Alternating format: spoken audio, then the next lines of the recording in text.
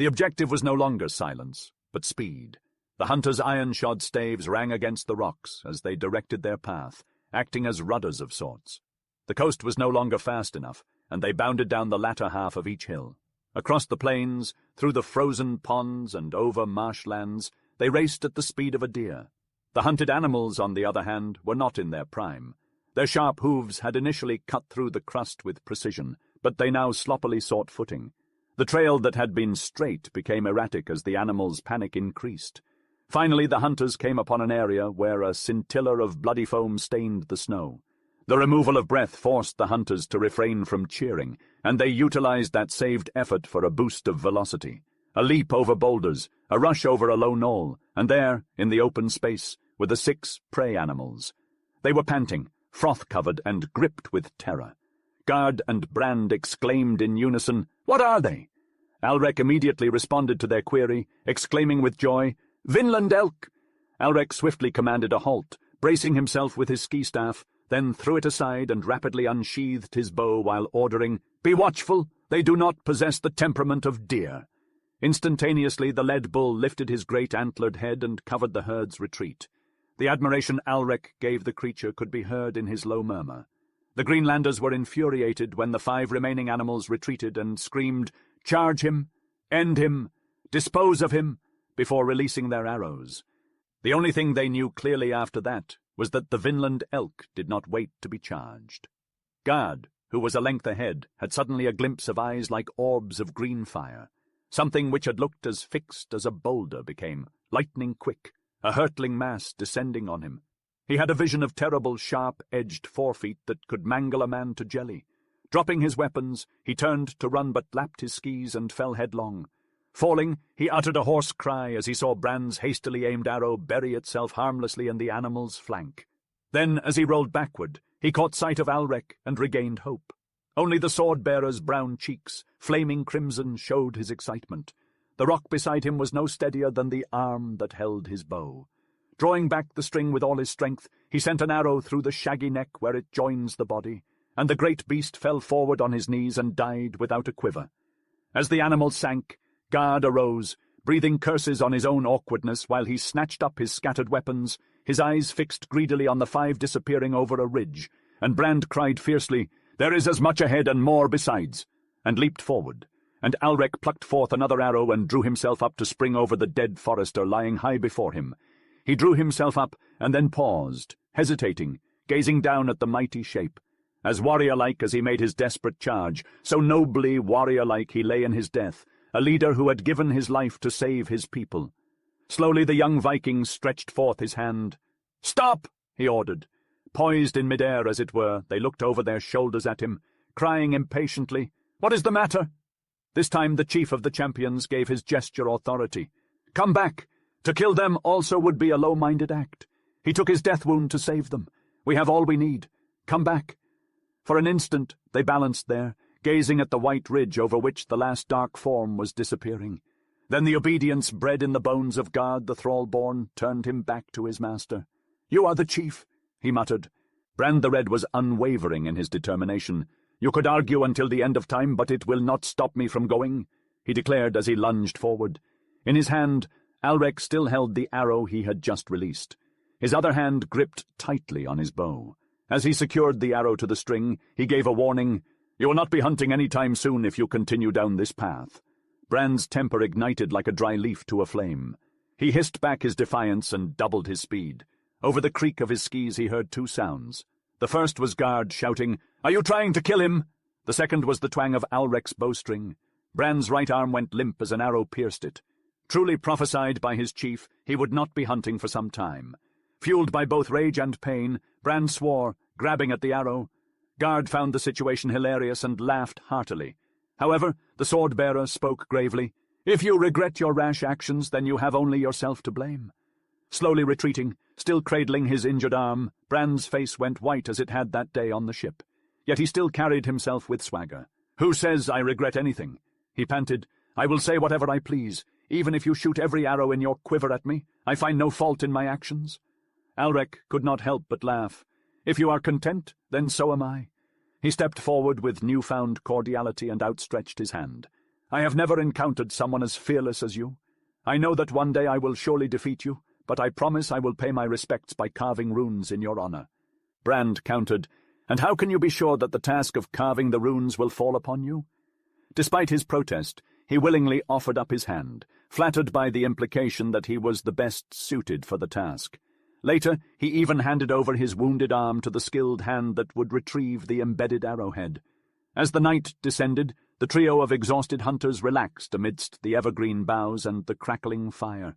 Satisfied by the delicacies they had devoured, they poured their hearts out in recounting the day's adventures. After a spirited exchange about the most fitting placement for the antlers on the booth wall, they drifted off to sleep. Chapter 11. Telling how trade with the Skraelings came to a mysterious end. The majestic antlers were finally hung over the elevated seat, while the hide was repurposed to become a cover for the lower bunks. The effect was so breathtaking that every member of the Legion went into a frenzy as soon as they caught a glimpse. For a whole month, the chief had to exert his authority to keep the reserve of fuel from being depleted and the chefs from abandoning their stations. Any unassigned boy, and those who were assigned to perform unpleasant manual labor, spent their time scouring the surrounding areas in search of valuable resources, and at night dreaming of hunting the hibernating bears, slaying them with ease, and returning with trophies to adorn the elevated seat, just as Life the Lucky had done before them. Despite all of this, how they obtained a bearskin was more miraculous than anything they could have imagined. The event began in the women's chamber of Karlsefne's hut. After the midday meal, Erlend the Affable stretched out on the bench's cushions. At one end of the fire, Gudrid and her female attendants, dressed in long-fitted gowns, weaved fabrics on their looms. On the opposite end, where the fire's illumination was most intense, the sword-bearer played a wolf with the baby, a game that prompted so much growling, snarling, and joyful giggling that it completely supplanted the conversation. "You are indulging him too much, Cousin Alrek," Gudrid remarked, interfering with her work to address him above the loom. One of the bondmaids with the most attractive braids reacted with irritation. "That's true," she admitted, with her braids throwing a petulant wave. "Yesterday, when I was standing at the door trying to converse with Hauk Votson, I was obliged to bark between every couple of phrases, or else the child would have deafened us. I don't know what Hauk thought of me." "If you desire, I will inquire of him," Erlend joked, which backfired on him as he was forced to sprint away from the women's chamber around the looms to avoid damaging his hearing. Alrek sat back on his heels, shaking his long hair and gazing intently at the cradle before him. "It's quite amusing," he remarked, "to watch the little one try to frown. His eyebrows are as delicate as a chicken's fuzz, yet he strives to mimic his namesake before laughter overtakes him. Observe now!" Small Snorri had only been with them for 7 months. He was still thrillingly fresh. The maid and Erlend abandoned the chase while Gudrid emerged from her loom, all of them entranced by the baby's development. They watched intently as the downy brows above his blue eyes began to knit together, and then, slowly but surely, a smile began to spread across his face, brighter and brighter, until 2 dimples broke free on each of his cheeks. "He's going to be exactly like his father," cried Gudrid, as she swooped down to smother the infant with kisses. Her companions watched indulgently as she lavished love on her child. Suddenly the door burst open, and little Olaf the Fair stumbled into the room, out of breath and rather pink. "Where is Alrek?" he gasped. "You won't believe what I've seen." "Halad!" exclaimed the 3 bondmaids in unison. "Skraelings!" he said, his face flushing. "Dark as crowberries, crossing the open space to the west of here. They were carrying big packs on their backs.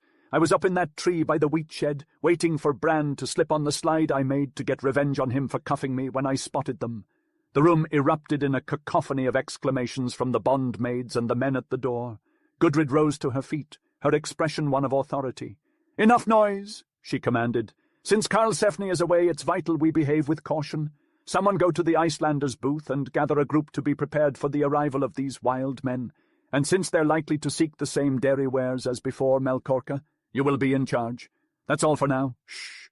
Your lack of consideration is such that you would provide them with 3 times the amount they require. I will have to distribute it myself. The child I will entrust to you, Roswitha. No, you would overlook him if a person even looked through the door at you, kinsman."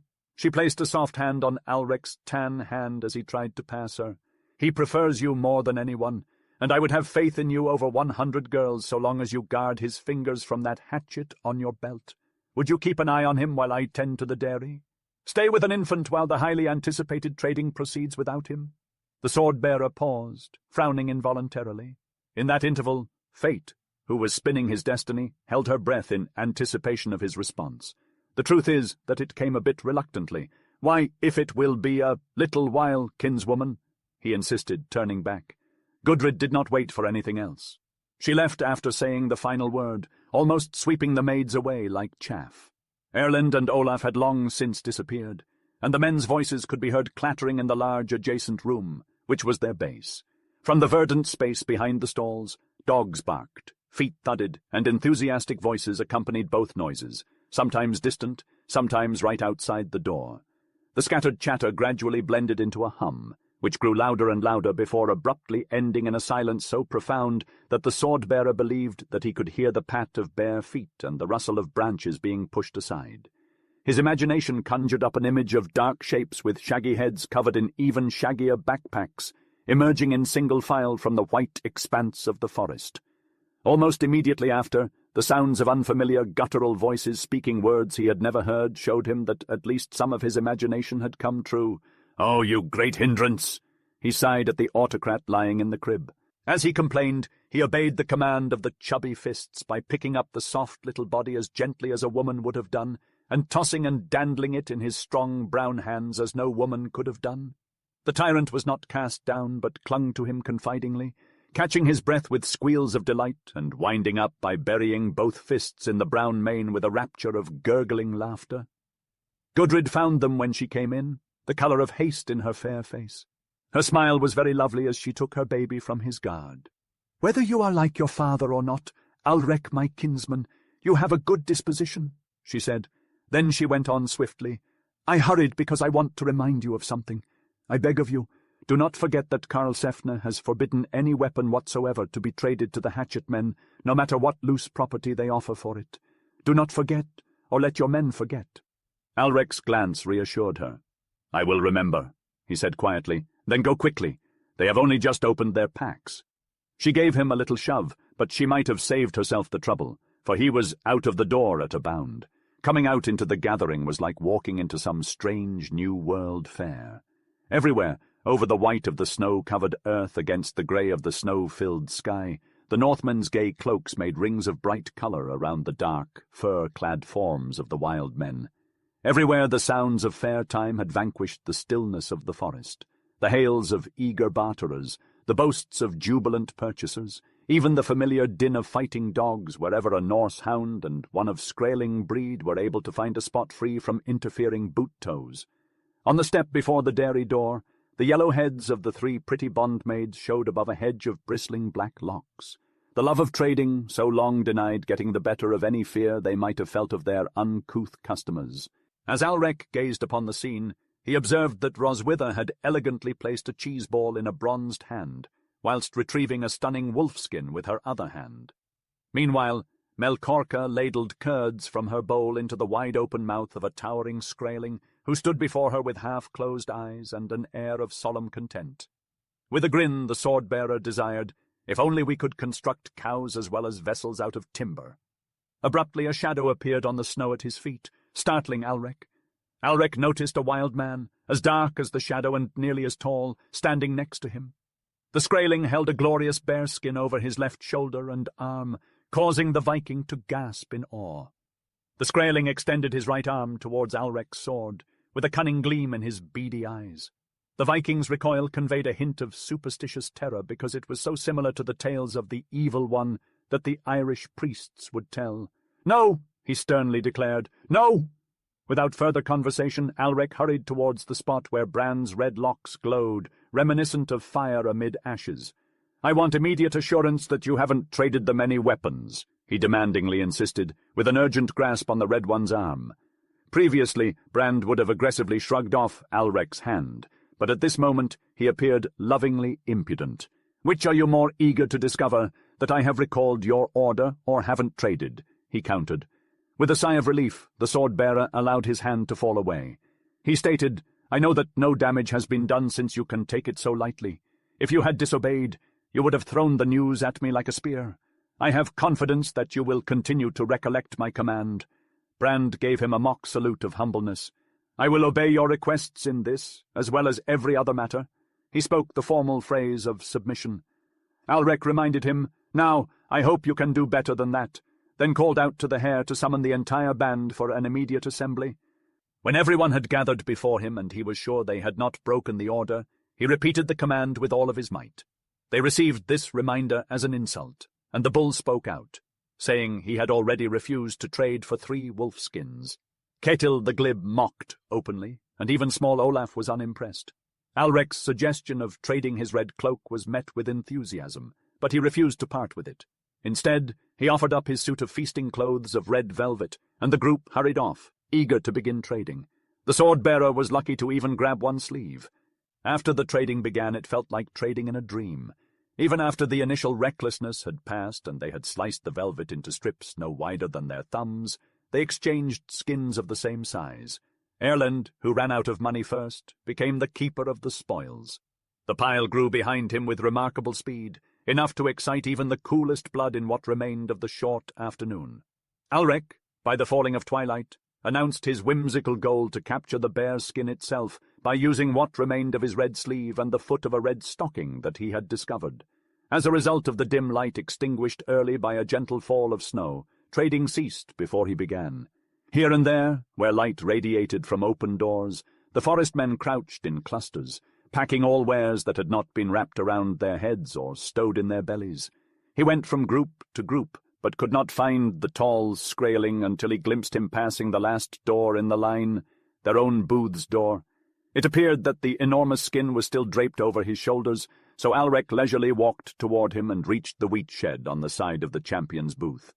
Then he slipped on Olaf's slide and fell, hitting his head against a massive oak root. That was the last thing he remembered, and he did not recall it for some time. He was sitting in silence and alone in his high seat in the booth when he became aware again. The flickering firelight that tinted the stretch of empty benches gradually revealed a dark, huddled figure on the white table before him to his bewildered eyes. He did not know what it was or how it got there any more than he knew why he was seated there himself. He wondered numbly if the huntsman had cast a spell on him, until the memory of a sailor reporting a similar occurrence returned to him, like a breeze through the fog, and that it had resulted from hitting his head when falling through a hatchway on the ship. As the sword-bearer turned his head, he winced at the pain, a reminder of an unhealed wound. He surveyed his surroundings and wondered why the booth was empty in the middle of the day. It was a relief when Gard, covered in glistening snow, opened the door and stepped in. The ugly one hollered in surprise when he saw the chief sitting in the high seat. Alrek smiled faintly and asked Gard how he got there. When Gard expressed disbelief, Alrek insisted he was serious. He must have fallen and hit his head somewhere. He had no recollection of where he had been or why the booth was empty. Gard approached and examined the scratches on Alrek's face, confirming his story. It was likely that he fell on Olaf's slide, as he was heading that way.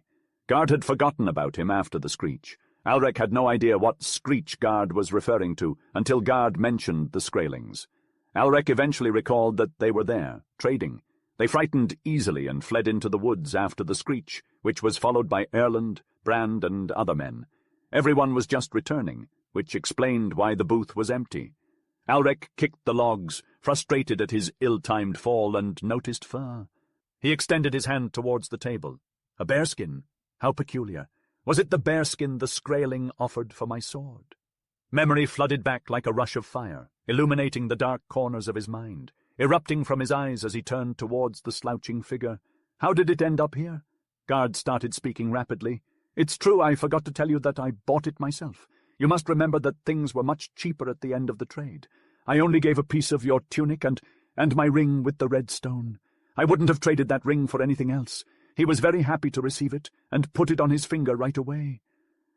He stopped short as Alrek's hands fell upon his shoulders, forcing him onto his knees where the fire could illuminate his face. For the moment, they were neither comrades nor chief and follower, but master and slave. The sword-bearer's low voice sounded like a hiss between his teeth. "Swear to me that you didn't give a weapon for it. Swear on the cross of my sword hilt."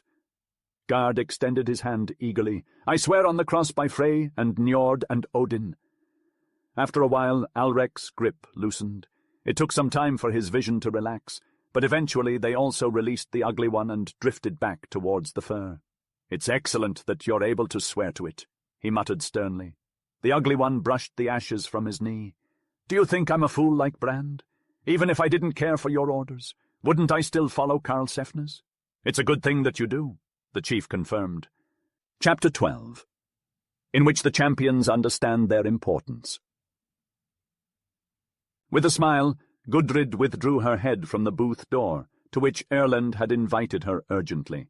"This is splendid in every way. I can understand why you want to throw a feast to display it," she said. Erlend chuckled, a hint of awareness in his laughter as he closed the door and walked with Gudrid through the grove. "It's not just to display it," he protested. "The spring games are coming up, and it's customary to throw feasts during this season. We're going to showcase some great feats, and we've been training every day. They're practicing at an open place the chief found in the woods. That's where I'm headed." Gudrid paused and adjusted the bundle wrapped in white rabbit skins that she carried on her hip, revealing a little rosy face. "Is Alric there?" she inquired. "If so, I want to try my luck in that direction. Do you think they'll let a woman come near?" "I don't think they'll mind if you come, as long as you leave soon after," Erlend concluded after considering the question. Feeling fearless, Gudrid accompanied Erlend on the broad path that the snow had turned into a trough. "I'm just going for a walk. My child and I have been cooped up in the house too much since that dreadful trading day," she said. It appeared to the kindly Erlend that she shuddered as she spoke, so he remarked politely, "It's a shame that you got sick from it. Melkorka told me that you even saw a ghost." "Melkorka makes mistakes in her speech and even more in her hearing," Gudrid responded. "I just said that I got so scared that I thought I would see ghosts. As I sat alone in the house with my child, I realized what could happen if the Skrylings decided to turn against us while Karlsefne was away, and that kind Bjorn wasn't expecting any trouble. The more I thought about it, the more the noises outside sounded strange, and the shadows seemed to take on unusual shapes. One time I was so convinced that a Skrayling was sneaking up on us that I instinctively leaned over and shielded my baby with my body, and that's when I heard that cry." She covered her ear as she recalled the incident. Erlend smiled, almost patronizingly. "Did you perceive it to be so terrible? It is probable that one of them gazed into the cattle shed and laid eyes on the bull." The glance from her azure-colored eyes that she shot over her shoulder put an end to his words. "It would be rather a shock if you could provide me with facts about it. Was I not present at the moment the bull frightened them? I heard their screams then, and it was quite unlike this screech. This cry held sounds of death and not of life. Foster-mother, Haldis, had an understanding of supernatural affairs. I know about what I speak of, despite men assuming otherwise. Furthermore, I know enough to desire forgetting the misfortune. We should not continue talking about it any longer. I want to enjoy this nice weather." It was an ideal day to be savored. The sky beyond the intertwined brown branches was vibrant blue, with an intermittent fluffy cloud. Snow was gleaming white, situated in the crevices of the branches and impregnating the hollows of the soil. However, on the crests where the intense sunlight struck, the brown earth peeked through. The wind was fresh, with a damp and sweet fragrance. "I'm not surprised that it makes you kick up your heels like young buckskin horses," Gudrid chuckled when she finally arrived at the flat, treeless location in the middle of which 6 champions hopped and wrestled, while an additional 10 lounged off to one side. The wrestlers either applauded or jeered as their opinions dictated. Upon sighting Erlend, the 10 waved casually to him, but when they saw the kirtled form of Gudrid, they displayed unmistakable disapproval. An extended, slender wrestler with a mane of red hair stomped his foot furiously any time he was obliged to leave the field for the encircling trees where his tunic and cloak were situated. "Even though there are merely 7 women in Vinland, a man cannot distance himself from them, even if he wanders deep into the woods," he muttered grumpily. "Hush, she'll overhear you," whispered Gard, who stood next to him. In response, the Red One's voice escalated in annoyance. "It matters not to me if she overhears me or not. Can you please keep to your own affairs? I have informed you previously that I am able to pay the price for my actions." Gard glared at him from beneath his tunic and snapped back. "I've already told you that you can't always predict the consequences of your actions." "I don't care what it is," Brand bellowed. Harold Gretterson interrupted their argument with a grin. "What's wrong with you two? You've been quarreling all day," he taunted, and then bumped into them, causing them to fall into a hollow and sink into the snow up to their waists. Grettirson took off running, knowing he had sealed his fate, and the arrival of Gudrid's blue hood further interrupted the fight. Gudrid left quickly, avoiding any need for conversation with her young relative. "Save your breath!" She cut him off before he could greet her. "I know all about the Viking laws regarding women. I intend to go straight back." Although the chief couldn't ask her to change her mind, he took the bundle from her side. "The Frowner is not a woman. I believe he will enjoy the sound of the noise far more than the jingling of his shark tooth necklace. I will keep him safe," he promised. The mother was skeptical. "Are you certain you can?" she asked. "If he gets his hands on your hatchet, he'd be more capable than I am." Alrek finished her sentence with a laugh. "I haven't been able to find my hatchet in weeks." Gudrid smiled and relented. "I assumed you had it with you. In that case, I'll leave him here. I'd like him to be outside a while longer. I'll send a man-thrall to collect him later." However, it was Karlsefne the lawman who brought small Snorri Thorfinnsson back to his mother as the light dimmed and shadows lengthened in the woods. As he emerged from cover, the clang of swords echoed through the air as the champions duelled before him. Though he meant to apologize for interrupting their practice, he stopped in his tracks upon hearing the bundle at the red-cloaked leader's side emit a delighted squeal of laughter. "What do we have here?" he inquired in surprise. With a laugh, Alrek rose to greet him and peered down at the bundle. "It seems your son is destined to be a berserker, Karlsefne," he replied. "The louder the swords clash, the harder he laughs." The lawman's smile faded as he glanced from the rabbit-skin bundle to the bear rug on which it lay.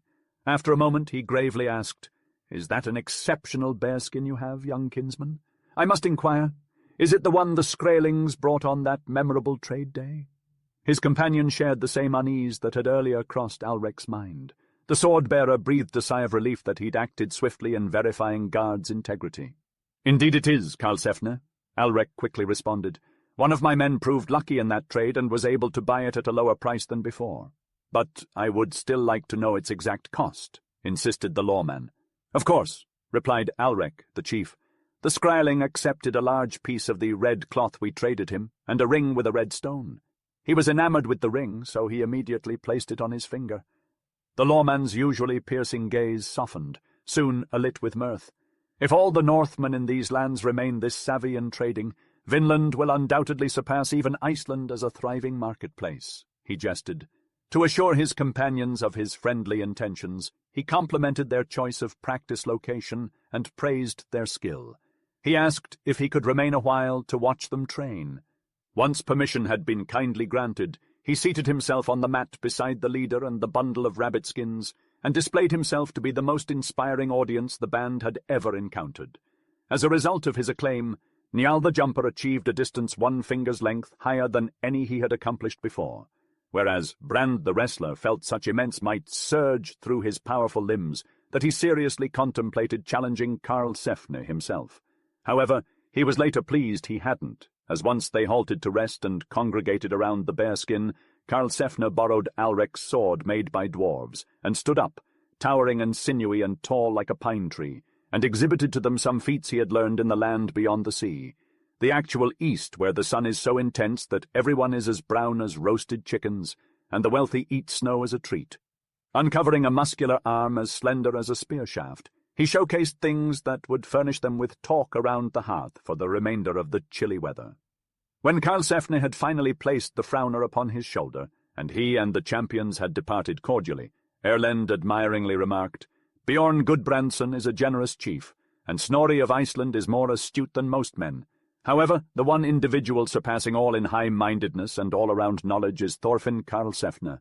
It brings me great honor to our revel that he has consented to attend it." Chapter 13. Giving the reason why the Skraelings fled.